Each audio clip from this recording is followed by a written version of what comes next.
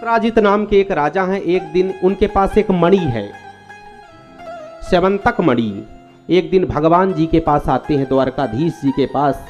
उस मणि को भगवान ने कहा कि खजाने में जमा कर दो, तुम्हारा भाई है प्रसेन, तुम हो, तुम्हारी एक बेटी है, भैया 3-4 लोग हो, और ये मणि जो है तो क्विंटलों सोना देती है, तो राज खजाने में इसको जमा करवा दो। तुम क्या करोगे इस मणि को रख करके? बोले नहीं दूंगा। बोले जैसी तुम्हारी इच्छा। और सत्राजित लौट गए। एक दिन सत्राजित का जो भाई प्रसेन है, उन्होंने क्या किया कि मणि को लेकर के जंगल में आखेट के लिए गए। उस मणि को शेर ने उनके भाई को मार करके छुड़ा लिया, और शेर को जो है जामवंत जी ने मार दिया। उस मणि को अपनी जो बेटी है उसको दे दिया, जामवती को। इधर सत्राजित ने सोचा कि कृष्ण ने ही मेरे भाई का वध कर दिया, मार दिया, और मणि को छुड़ा लिया। भगवान को झूठा कलंक लग गया। भगवान ने कहा कि हमने तो कोई गलती नहीं की।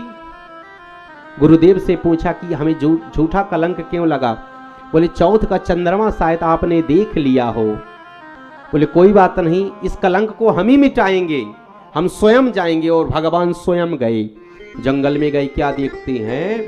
प्रसेन मरा पड़ा है, आगे शेर के पैरों के चिन्ह बने हैं। भगवान उसका अनुसरण करते हुए आगे बढ़े और देखते हैं शेर भी मरा पड़ा है, किसी भालू के पैर हैं। भगवान आगे बढ़े। जब भगवान आगे बढ़ते हैं तो एक गुफा है।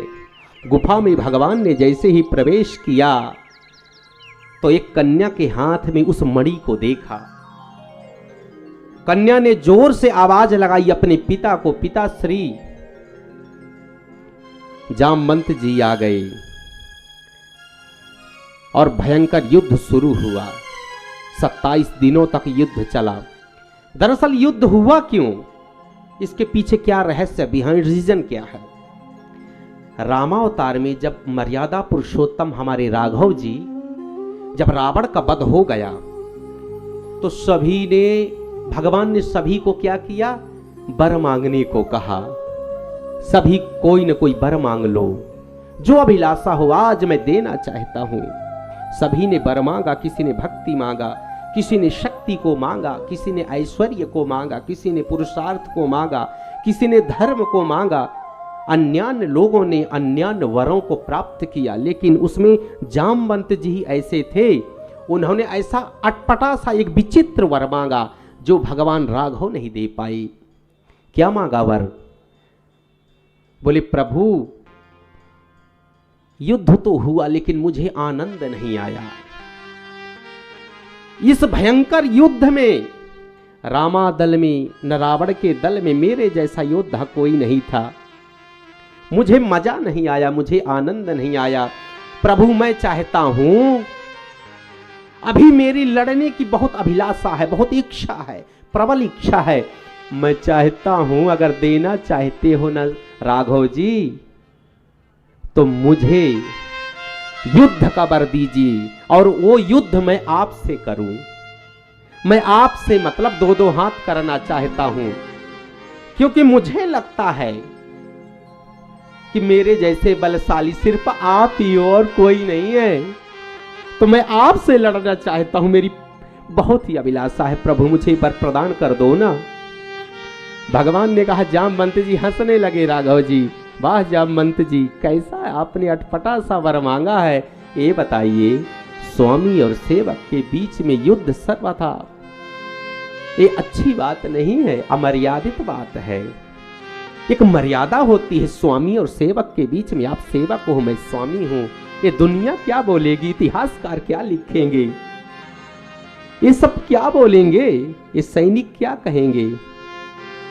ये तो अमर्यादित बात, ये वर जो है तो उचित नहीं है, अनुचित है, शास्त्रोक्त नहीं है, ये अनुकूल नहीं है, प्रतिकूल अभिलाषा है आपकी, ये मैं आपको नहीं दे सकता।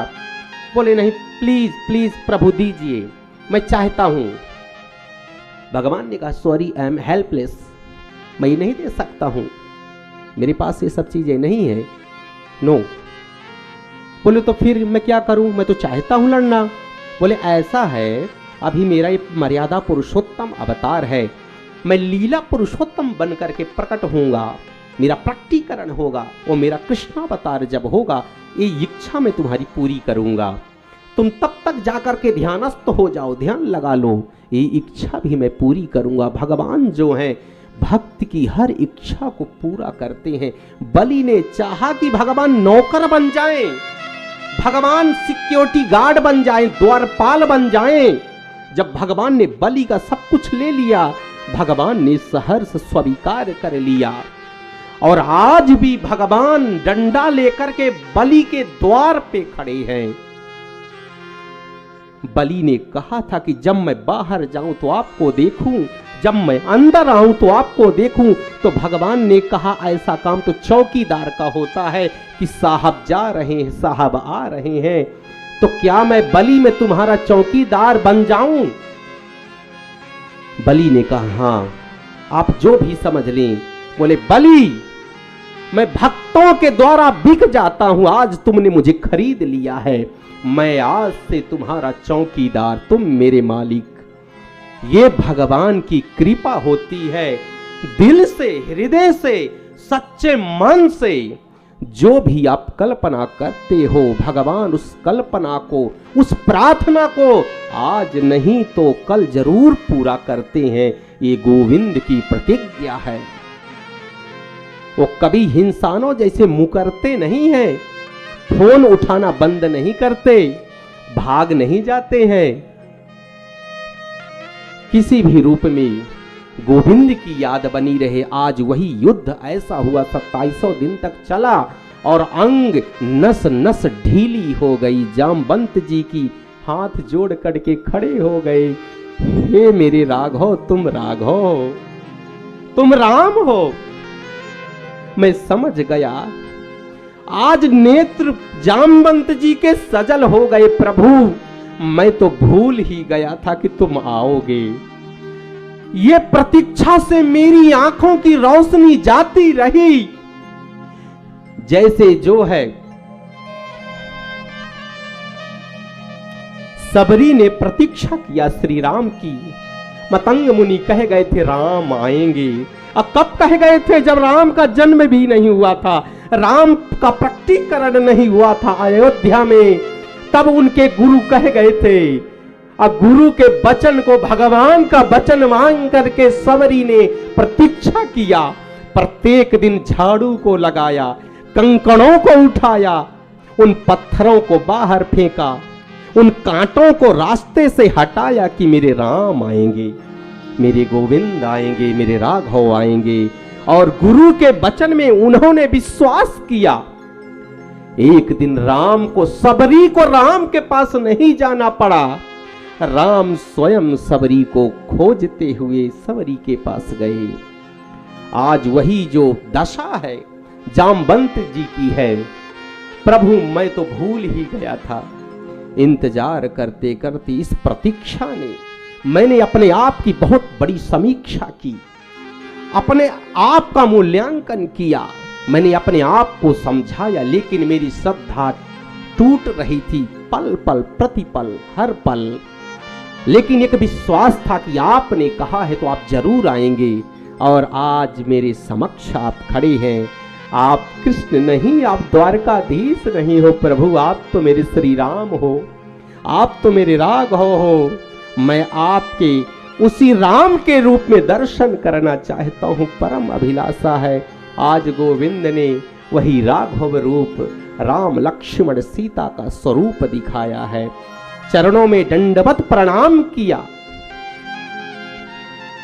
जाकर के जब उस मणि को प्रदान भगवान द्वारकाधीश को किया है, जामवंत जी ने, और भगवान जैसे ही चल दिए, भगवान का हाथ पकड़ लिए जामवंत जी। प्रभु, इस मणि को तो आपने लिया, लेकिन मेरे पास एक बेटी है, वो जामवती। इस मणि को भी आपसे सुंदर जो है वर मेरी पुत्री का और कौन हो सकता है संसार में। मैं अपनी पुत्री को आपको देना चाहता हूं। और जामवंत जी ने अपनी पुत्री का विवाह भगवान कृष्ण से कर दिया। भगवान के 2 विवाह हो गए।